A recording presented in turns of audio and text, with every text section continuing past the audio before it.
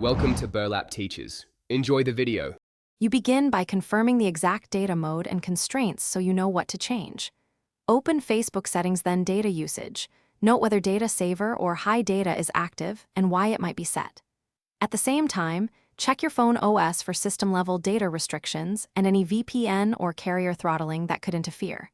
Record the error messages, timestamps, and which features break. This gives you a diagnostic baseline. Once done, you'll be ready to adjust targeted settings rather than guessing.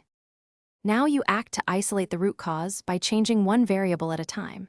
Turn off Facebook data saver and any device background data limits, then disable VPNs or proxies. Make sure the app is updated and clear its cache.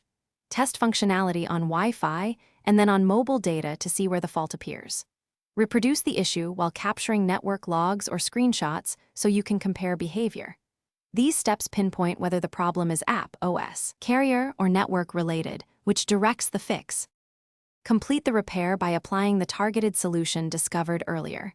Toggle the correct data mode, reset network settings, or reinstall Facebook if the app is corrupted.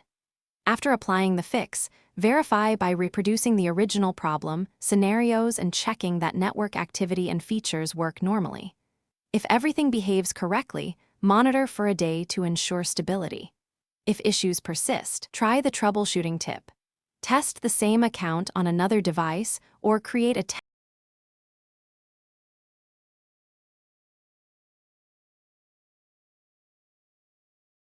Thanks for watching. Consider subscribing if this video helped you.